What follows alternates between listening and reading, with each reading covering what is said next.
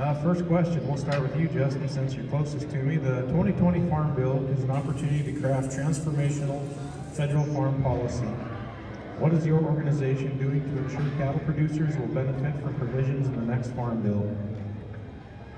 Yeah, thank you, Clay, and thank you for letting us be here. It is our privilege with US Cattlemen to be here today. I think some of the things we heard earlier from our panel, the listening sessions, getting some of the voices out there. I think one of the things that US Cattlemen has definitely lobbied for is a livestock title.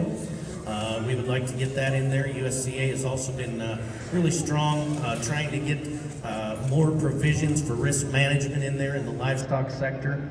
We all know that a lot of times it feels like the farmers win out the day on some of those ag issues when they're handing out definite provisions on a way to keep those guys in business. We'd like to see some more of that in the livestock side. We'd also like to make sure that we have permanent funding for those events, disasters that we have. Right now, every time we have one of those events, and we've been through one, Brett and I were just talking about it up here with the catastrophic weather we've had, we have to get the legislatures to go and try to fund that so we can have some of that to get back to those producers that had a catastrophic event. So I think just the listening sessions and getting out there, it is a good time to engage with your congresspeople. I'll just say here early on, I think it is quite an honor for all of us, Todd, Brett, and myself, to all be from South Dakota. You have three of the major organizations that represent cattle industries, and all of their presidents are going to be from South Dakota. And I think that's a challenge, and I know both of these guys, and they do great work. I think it's a challenge to all three of us to get something done when we have all those great organizations and the president's all from right here. So I think that's we have a real opportunity, and I put that challenge out there to Brett and Todd that we can really move the needle while we're in our 10 years as presidents. Brett, before you take over, I just want to do a quick sound check. Todd, can you hear us on your end of it? I can. You're good. All right. Brett, off you go.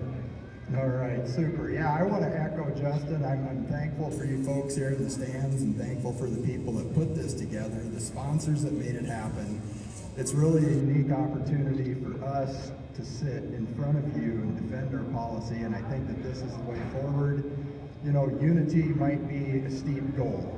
We can unify on some things, probably not on the others, but in the debate is how we're going to move this country forward. I think maybe coming together is how that gets started. So I'm really thankful for the opportunity to be here and that you all came.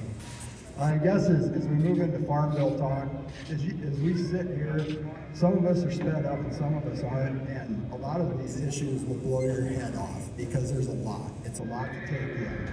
It's wide, it's deep.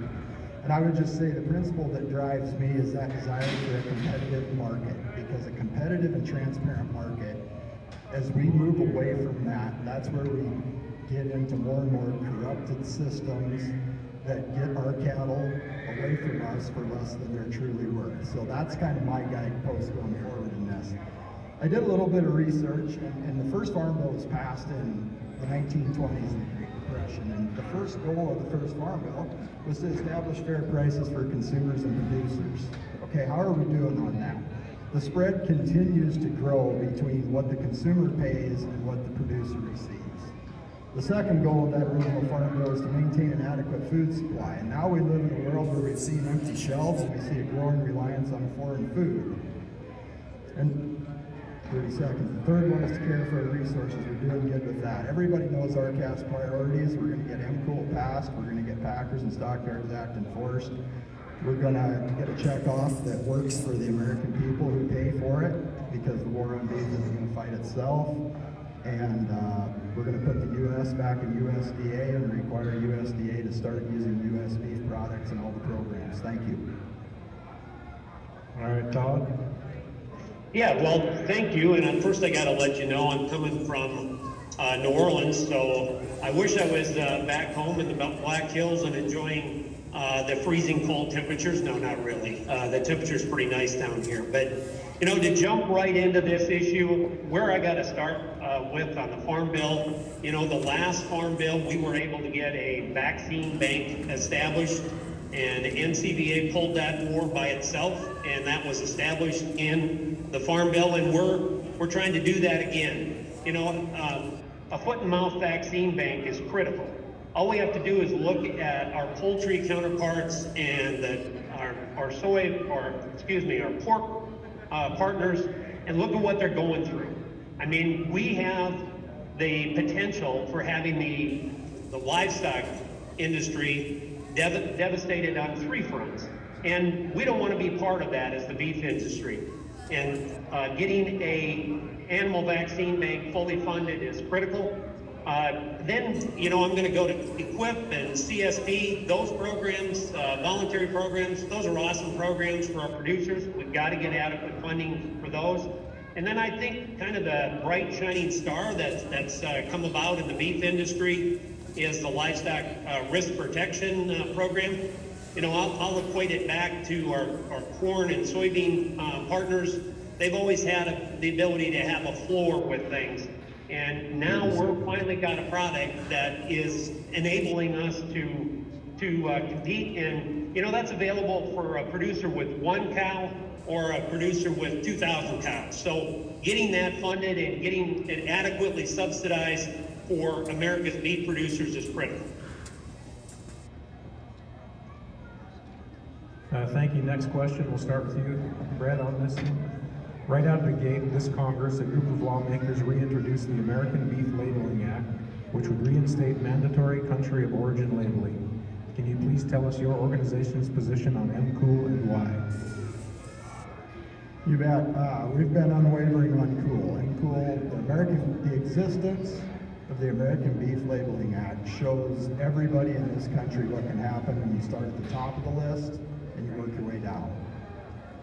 We started with one of the most important things. We worked our way down, and the American people got behind it, and Congress got behind it, and we're gaining steam. So let's not punt on the second down. Let's keep going, and let's get it finished, because we don't have it yet. As far as any other comments, I want to read you a statement from the defense attorneys in our class action antitrust lawsuit. There's another obvious lawful explanation for increased imports. In 2015, Congress repealed mandatory country of origin labeling rule for beef. When the rule was in place, domestic feedlots could charge higher prices than foreign feedlots because of the premium paid for domestic beef. After the rule was repealed, foreign beef no longer had to be labeled as such. This spurred additional imports and caused domestic prices to fall. Number one step to giving the American consumer the right to choose and the American producer the right to compete. And it doesn't end anybody. It just allocates the money where it needs to go. Thanks. Todd, your response? Well, yeah, and I would just kick it off by saying the American consumer already has the right to choose. And the biggest concern that we have is the United States has lost in the World Trade Organization multiple times on MCOOL, and we need to come up with a voluntary trade compliant program that accomplishes what we want. The last thing we need to do is forge into something that's immediately going to slap us with $1 billion worth of retaliatory tariffs. You know, we're probably heading into a recession. I certainly think we're heading into a recession. To slap $1 billion on retaliatory tariffs when America is facing an economy that could be devastated is just short-sighted, and it ignores the reality of the situation. We can talk about lawsuits all we want. The fact is, we've lost this, and this American Beef Labeling Act ignores that fact. It's going to try and force an issue that is not voluntarily trade compliant, and we're going to get slapped with over $8 billion of retaliatory tariffs.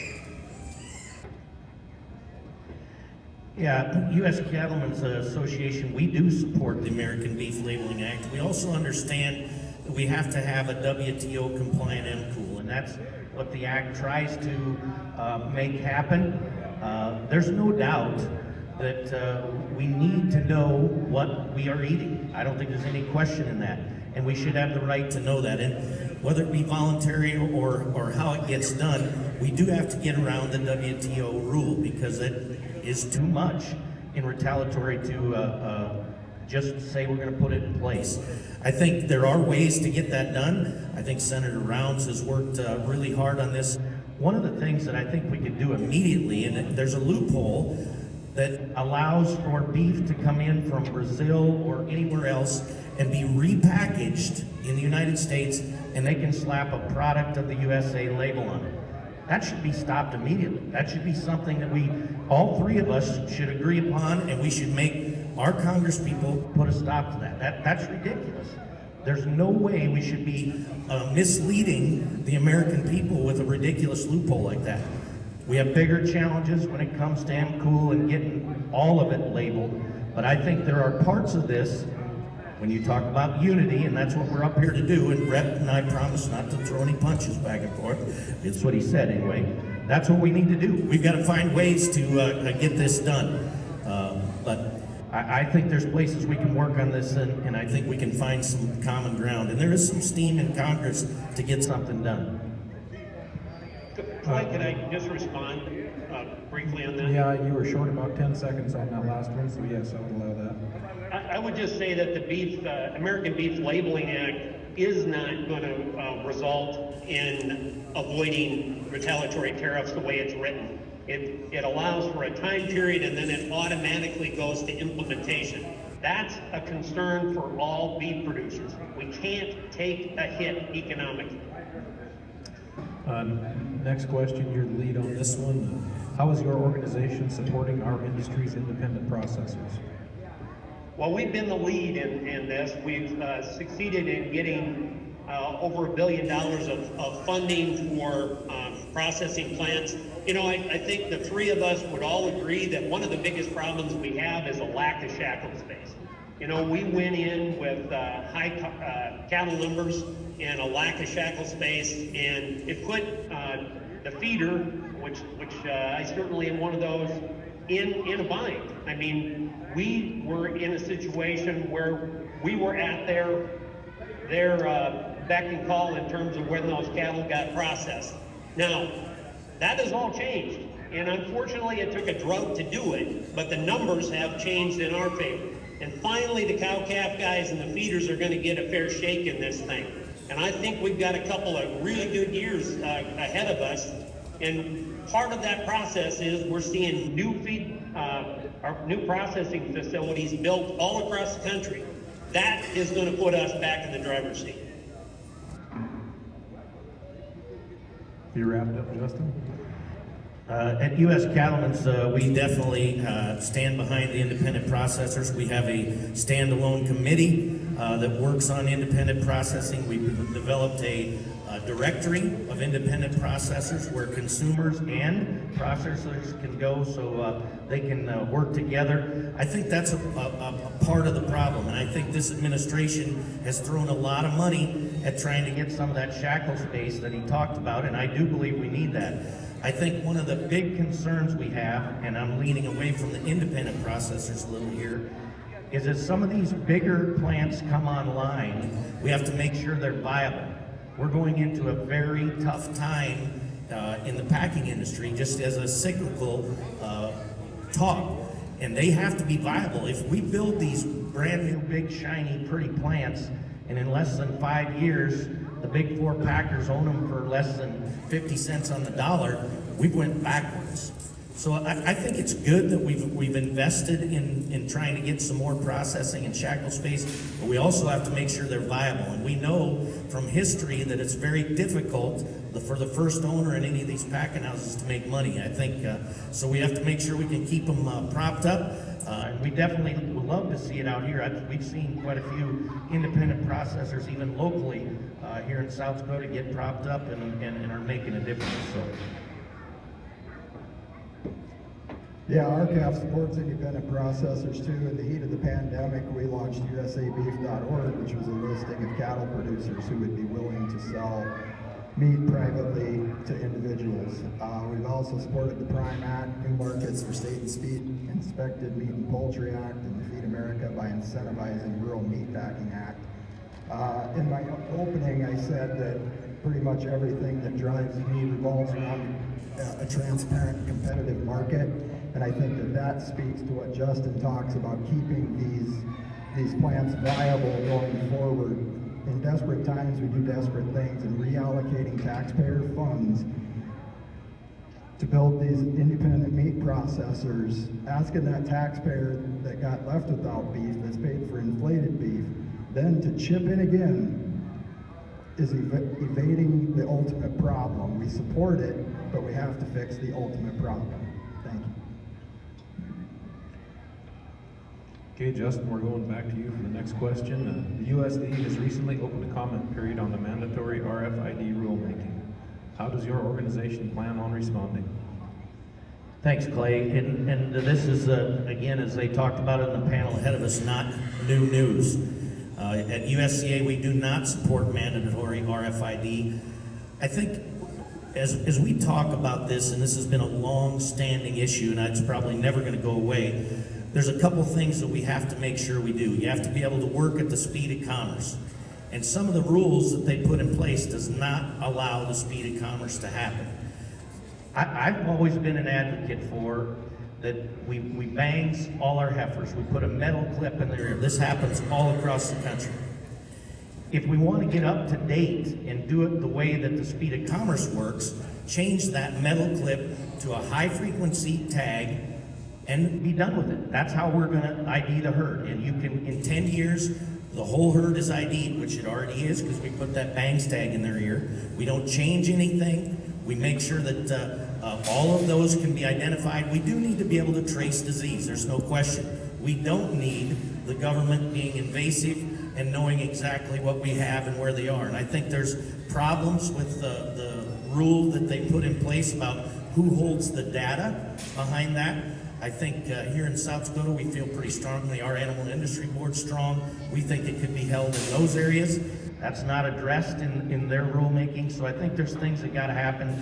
And we gotta make sure it works in commerce. Of course, I'm a sale barn guy, so we think about having to ID all those cows. We did a pilot program where we tagged them with high frequency tags and they ran through the ring and we ID'd them 99.9% of the time, and we never touched those cattle again.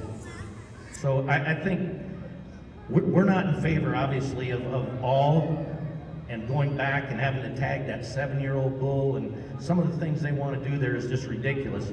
But I think that the method's in place, but common sense doesn't always win out in these cases. All right, thanks. I guess I would start, this is a national panel, but we're all three from South Dakota. Last year, the state legislature of South Dakota, the people spoke, and they did not want mandatory ID of these cattle. RCAF's been long opposed. Of course, our comments that we haven't filed yet are going to be in opposition to this through lawsuits and comments from all of you people. Thus far, we have pushed back this mandatory RFID program. You know, some facts. I guess I believe this is the first step of incrementalism. If you think I'm crazy for that's my policy. That's my feeling, not RCAF's official feeling. This is opening Pandora's box. Did you believe Gary Sides, what he got up here and said about everything that's coming at us? Well, what you can measure, you can manage, and that's what we're moving to. And some of these official positions in some cattle organizations where they want mandatory RFID to be compatible with private data systems. They want it to be compatible with World Health Organization standards. It proves that what we're looking at, this 11%, this 26 million, isn't the last step, it's the first step. So we cannot go down this guilty until proven innocent line that can be enforced through premise ID and mandatory ID. Thanks. Todd, your turn. Sure, I think we're forgetting the big picture right away. So the big picture is we're talking about animal disease traceability. If this country and if this industry wants to ignore the fact that we're going to end up with a foot and mouth outbreak, are you sure you can say it? We haven't had one since 1929. Look what's happening to poultry. Look what's happening to swine. This is on our doorstep. We've got a southern border that is completely uncontrollable with people crossing it, and yet we think we're not going to have a disease outbreak. If we don't have a system that responds at the speed of commerce to trace animal disease, we're going to be all shut down. Does your listeners out there understand that if we get a foot and mouth outbreak, the first thing that happens is an immediate rule going into effect to stop all livestock transportation for 72 hours? That's going to devastate this industry. We're not advocating for a mandatory, we're advocating for a voluntary program. So that's apparently been incorrectly quoted out there. NCBA wants to move things forward. We don't want to just stand out there and complain. We want to actually make something happen. Thank you, Brett. Next question, we'll start with you. What will be the biggest challenge producers face in the next 15 years, and what reforms are needed to overcome them? It's kind of a heavy question. Well, I guess, to me, I'm not worried about 15 years, I'm worried about 5, because it's coming. You look around this country, and I think the degree of lawlessness, you know, if I have to put a mandatory ID tag in because of fear, because we can't enforce the law on the border, where does it stop? This country is upside down. So I guess, to me, the biggest, looking forward, and I'm optimistic or I wouldn't be here, right? To quit. Any one of you could quit, but you don't. Keep going, because you're optimistic. But the biggest challenge to me, and it ties right back into this mandatory ID, is this ESG, GRSB, USRSB mentality that you all are guilty until you prove yourself innocent. That's what I see coming, because it's everywhere. Dr. Sides talked about it this morning, guys. Everybody's coming for us. And I know it sounds fantastic, but they're doing it in the Netherlands. When you shrink fertilizer use by 30%, you shrink this table by 30%. Who's going to get left out? And so that's what I think we need to do. And through information like Dr. Sides put out, it's why I believe we need a checkoff worse than an effective checkoff, worse than we've ever needed it. That's a common pool to defend what we do and promote what we do. So I guess I'm optimistic we're going to push it back, but it'll take every one of us, every single one of us, every good American. Thank you. Todd? Well, first of all, I'm really grateful to hear that RCAF's in favor of a checkoff, because we just spent $3.6 million defending the checkoff, which is producing great results for beef demand and exports across the country. I would agree that this country has got some serious problems. We seem to be more concerned about a woke mentality than being awake. And it's time for this industry to wake up and throw a punch.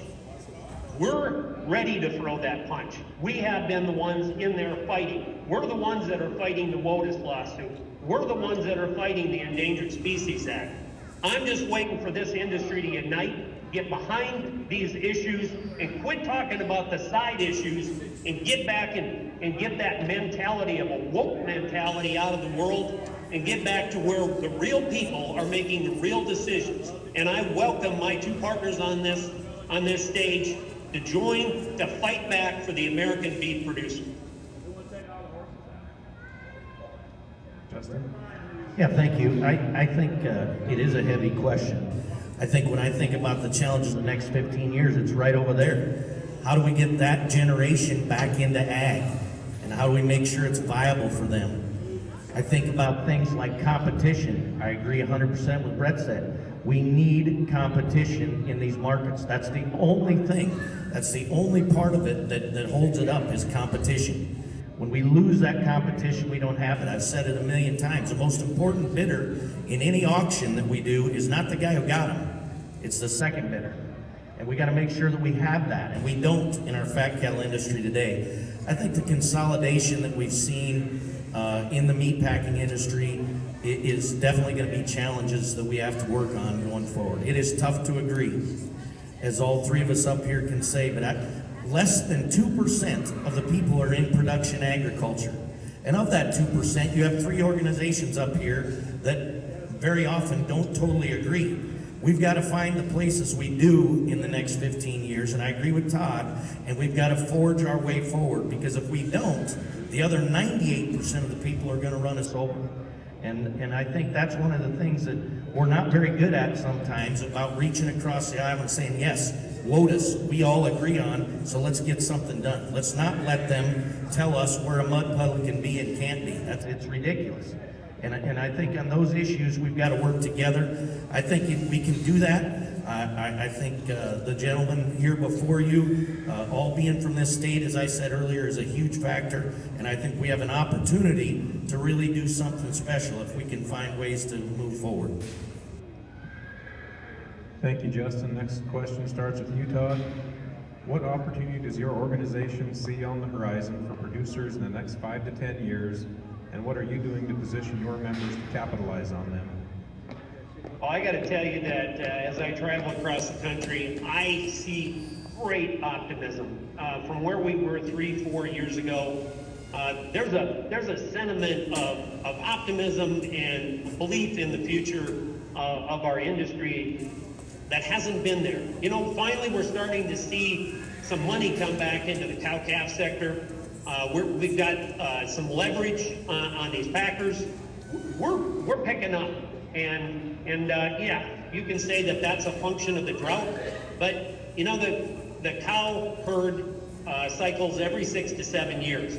But it's time for us to take advantage of this upcycle and really get out there. I'm in this because of my son and the next generation beyond them. And if I didn't feel committed to making this work for the future, I just will go home, and that's not my mentality. I want to see the beef industry as bright as it can be 15 years out, 25 years out, and 100 years out, because frankly, some of these market issues we've been fighting for 125 years. Justin, your response? Yeah, thank you. And just like I'll expound on what we were talking about in the last question, I think when you saw the Congress people up here, their representatives, and I've spoke directly to Senator Thune, Senator Rounds, and we work on issues, and he says, well, you're in here telling me one thing, and RCAF comes and tells us another, and then NCBA another, and pretty soon it's really easy for those 3 Congress people to say, well, they can't agree, so we're not going to push anything. We've got to find ways to mend the fence, just what we're talking about today, have some unity, and we know it's not going to be every issue. We know that. But there are some of them we better get our heads out of the sand and start working together. Because it is tough out there, and there are lots and lots of groups and people that are coming for us that don't care. Many of the big 4 packers, they could care less whether you're out here in freezing cold weather trying to take care of those livestock. But I think a lot of our organizations do, and I think we can make it very easy when you have 3 presidents walk into Senator Rounds' office, our guy's still over here, and say, this is what we need done. It's going to be very difficult for him to say, I can't do that. So, again, I think the power's there. We have the ways to do it, but we've got to find ways to work together a little bit and know that there's going to be issues that we aren't going to agree on, but we got to find ways to get it done. So I think as we look to the horizon, we got to make sure we get this younger generation back, and we've got to find ways to work together to forge this forward. Thank you. Brett?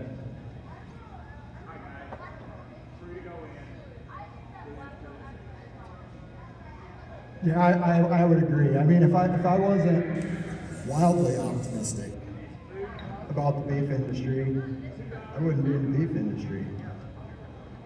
The cattle industry, let me clarify that. The way forward is what we're doing here right now. This is the first, at least in recent history, to have all 3 of us on the stage. In my mind, we're missing one person, and that's the Secretary of Agriculture.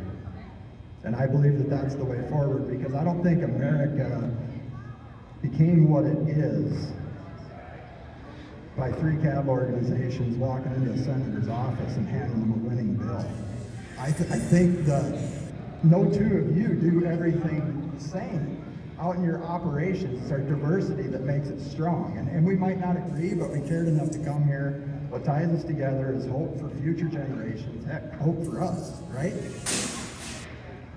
And so I really believe in it. Again, I want to thank you guys for coming. I want to thank everybody for being here, because this, in my mind, is the way forward, because it creates accountability, direct accountability. So thank you. Todd? Are you on to the next question? Yes, sorry. I got lost in the sequence. Does You'll your have to tell me what the question is. get to that? Okay. Does your organization Have a full-time presence in Washington, D.C. Why or why not? Absolutely, we have a full-time presence in Washington, D.C., and that's why we can make a difference. We are on the ground fighting daily for all of these issues. That's why we're litigating WOTUS. That's why we have filed documents in the United States Supreme Court trying to fight those things. That's why we're fighting the Endangered Species Act. That's why we have our senators and Representative Dusty is responsive. And I got to give all of our representatives a fair shake, because, you know, being in South Dakota, it's awesome. We can actually walk up to these people and talk to them, and while we may not agree on an issue, we know that we can have an informed discussion. I appreciate as well the ability to have an informed discussion today, because I too believe that that is the way forward. But being on the ground and having a presence in Washington, D.C., frankly, if you don't, you're missing the boat. Because sitting on the sidelines, complaining about things at the coffee shop doesn't get anything done. The only way things get done is to put people in the right places and to be able to take the fight to them. And unfortunately, that's the way it is. Most of the people in Washington, D.C. don't have a clue what we do for a living, and they really don't want to, but they want to dictate our life. By having a presence there, that's how you get noticed. I'm sorry, you done there? You have 30 more seconds if you'd like. Yeah, I'm sorry, I didn't hear what you said. So, yeah, by having a presence in a full-time staff, that's how you make a difference in Washington, D.C. You can't just go on the internet and make issues there. You have to put your boots on the ground and take them to the hill. Thank you. Justin? Yeah, thank you, Clay. Yes, U.S. Cattlemen's, we definitely have a full-time presence. Our executive secretary, or executive vice president, excuse me, I said that wrong like 5 times since she's been here.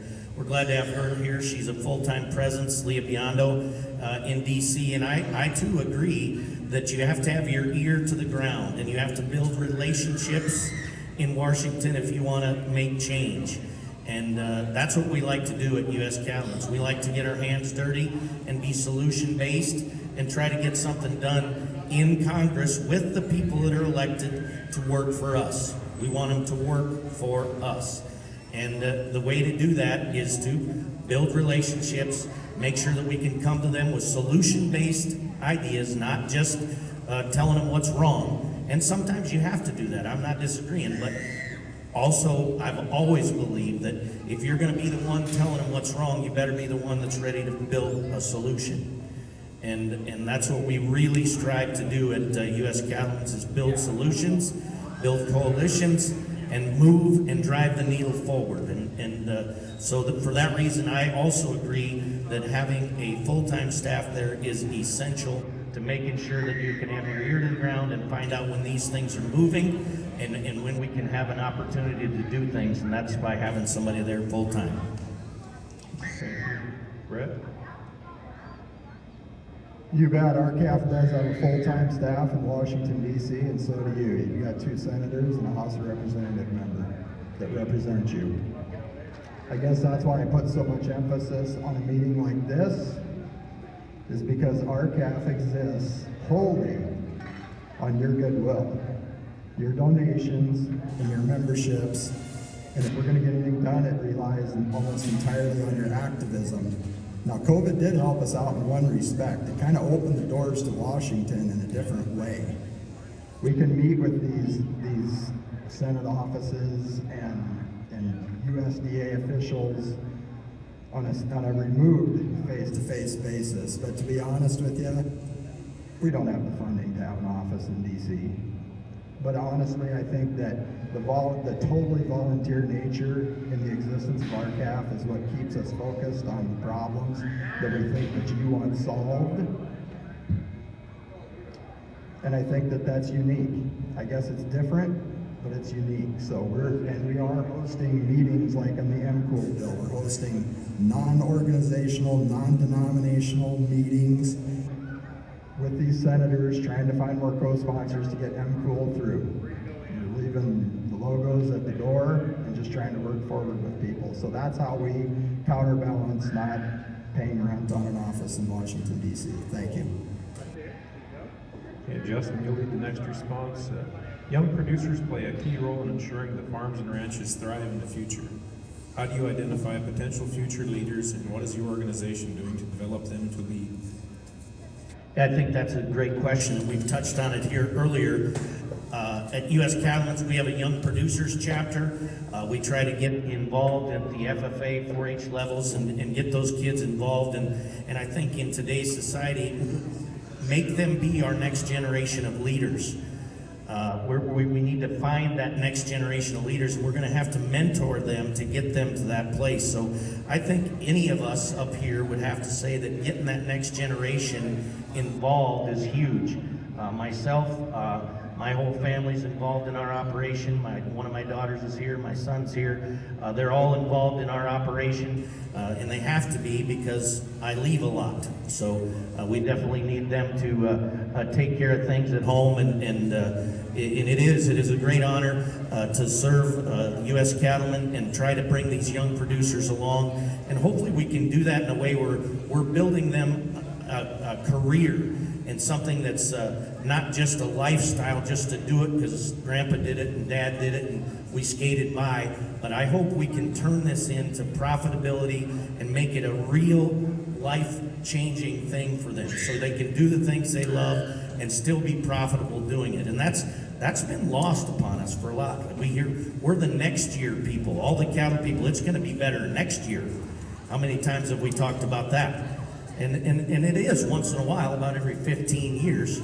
But we've got to find ways to get those kids in. And I think things like just right over here, the petting zoo, and we saw a lot of the kids coming into the cattle show this morning. We forget, because we grew up doing it, that we need to teach that next generation. They get further away, every generation gets further away from ag. And we've got to bring it back in. So we think that's a very vital and key role, working with our young producers to get them involved. You bet. I think probably the most important thing we grow on our ranches is our kids, right? And we try to put into them things like work ethic and accountability and deductive reasoning, ambition. RCAF, we do offer scholarships to come to our convention. Our conventions are full of just pro-America, made in the USA, competition-oriented speakers. Eric Nelson and Bill Bullard, both at different times in the year, will lecture at Iowa State, reaching out to these college kids. And I guess that's kind of what we do. We just offer our outreach, social media. We try to reach out to these kids and just provide them a different idea, a different way of thought, a different idea of what the promise of America is. And I believe it is America's promise to offer them a free market that will pay them based on the merit of their production, and it's their job to go out and do the work to produce. So, thank you. Todd? Yeah, I'm thrilled to say that NCBA has a Young Cattlemen's Conference. We're going to be taking 80 leaders from across the country, future leaders from across the country. They're nominated by their state organizations. They get to go into every facet of the organization. And it's really an awesome trip because they get to see Washington, D.C. Front and center. They get to go into a packing plant. They go on to feed yards. They see the nuts and bolts of the operation. But way beyond that group alone, Every affiliate of our organization has organizations where they're building leaders. You know, I just went to my local Cattlemen's affiliate meeting in Kingsbury County, and we had a couple hundred people there. And what was most impressive to me was the average age of the board on that affiliate was under 40. You know, sometimes I think I'm a fossil in this deal because I'm in my 60s. But the fact is, there are people out there that really want to be in this industry, and it's so exciting to see them step forward. And that, I think all three of us would agree that, you know, we wouldn't be here today if we didn't want to build for the future. And ultimately, that really gets down to where the future of the cattle industry comes from, is those young men and women that are willing to take the time and make a difference. I'm sitting at a convention with over 7,000 people in attendance, and we're doing the hard work that it requires to move policy issues forward. NCBA comes from the grassroots up. We bring the policy issues from all across the country. The people in those committees and in those meetings agree on issues, and then they march forward. And sometimes that marching means we go right to the hill. And I think that's a great way to train future leaders. Thank you. Next question, Brett. Have you lead this one? A growing number of consumers want to know how their food is produced and how consumption of foods like beef may impact the environment. How does each organization address climate policy for ensuring continued success of cattle producers for years to come? That's a big question. I'm going to start with something that I wanted to throw in on the last one. It's not really about, it's kind of the culmination of something that I've seen, and it's not really something RCAF can claim. Our affiliates have done it, some RCAF members have been in on it, but we need to look hard at this Beef to School program. That's something that really has, within even rural schools, it gets the kids to talking. But okay, that was in addition to another one. As far as the consumer, you know, I think you heard Gary's sides. We produce the superfood, and so we've got to get out there and we've got to promote it. We need to. I don't know what we do. I don't know if we have to open this check off back up or what. But if we can't use the check off to defend ourselves against the claims of fake meat and lab synthesized meat and all of these things that are coming at us, these environmental accusations, you can run yourself to death trying to defend yourself from a baseless environmental accusation. I'll be honest with you, in my heart of hearts, I think we're all getting snowed. I think the crazies have the microphone. And I think there's a lot more real good, solid Americans out there that just want to raise their families and feed their families and go to work and make some money and go on vacation than we even realize. But the crazies have the mic, so maybe we've got to start taking the mic and pushing back against it. And I think the time is upon us where we're going to have to, whether we want to or not. Thanks. Thank you, Brett. Todd? So, you know, it seems like we're having the conversation dictated by people that have no idea what we do and how we produce our product, how good we are for the environment. You know, it frustrates me that the term sustainability is somehow a negative now, when in fact America's beef producers are the most sustainable group there is. I mean, if we destroy our land, we have no product. And getting that message out there is just so critically important. Again, I'll go back to what Brent said there with the crazies. You know, it appears that this woke mentality is dictating what's going on in America, and we got to be awake. There's simply no reason for us to take a back seat to anybody.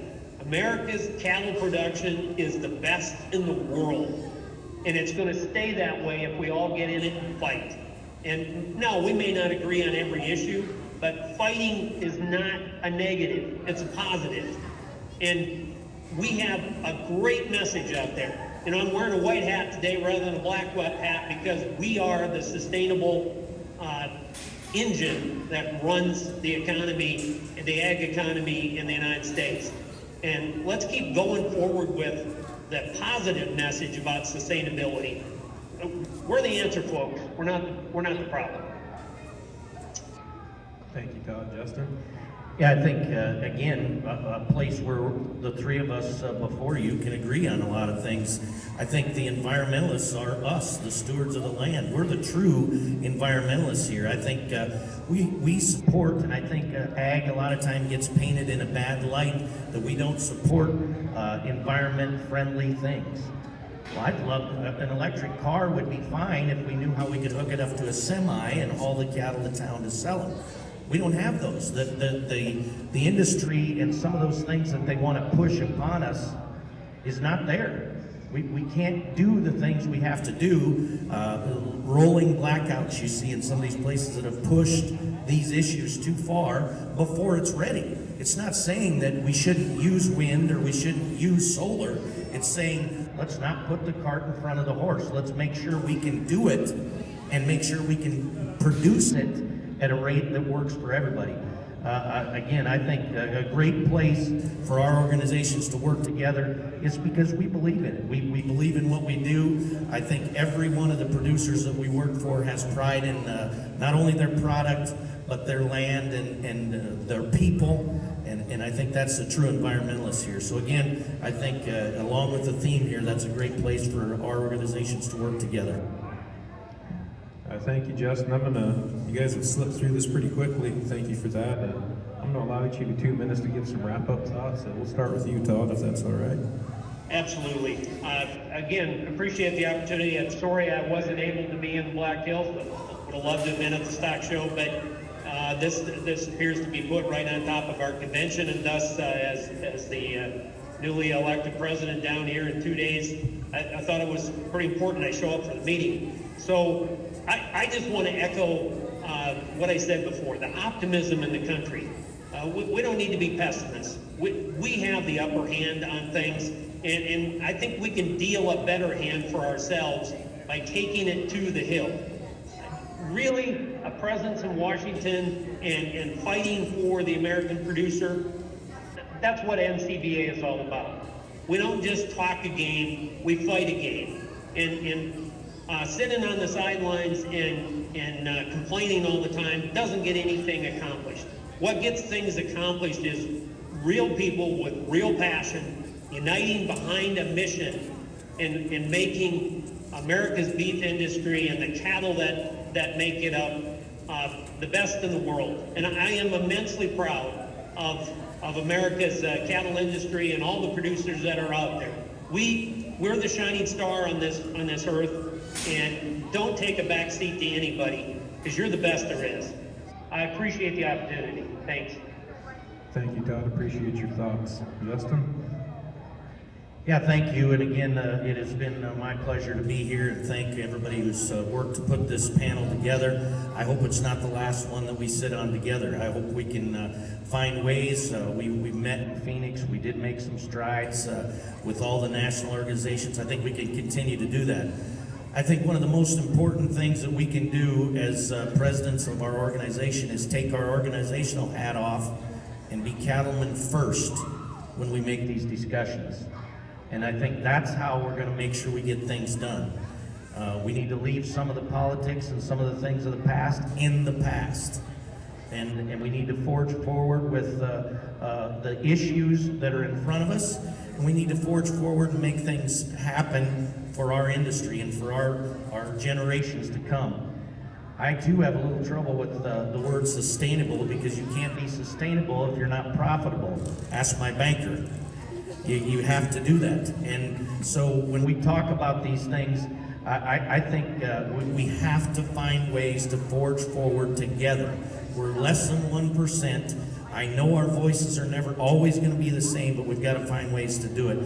I would put a challenge to both these presidents in their tenure that we make sure we meet on a regular basis and we find ways to work together to get things done. I would definitely accept that at any time, and I know both these guys personally, really good people. They're very good stewards of our industry, and I think we can work together to get things done. Appreciate those thoughts, Justin. Brett? Yeah, I agree with Justin. That's, we need to meet, but I really need to put up in the room when we meet. Because I think that's what changes the last 40 years in our industry. Not that I just think it works better when you're looking in the eyes of the people that you represent. Again, back to optimism for the future. Hope is not a marketing plan, but without hope you're lost. And I've got a lot of it. I really do. I look around, you see a lot more focus on antitrust, and that takes me back to my original guidepost of what I intend to push for here is that competitive market, because the contamination of that market contaminates everything that it touches. And that's really our goal. So I just think, you know, coming into this, you know, people, oh yeah, have fun, go get them, knock Tupper off the stage. No, I'm just kidding. But I mean, there gets to be too much emphasis on me, on Justin, on Mr. Wilkinson. Guys, don't put your hope in me. I'm up here because I have hope in you.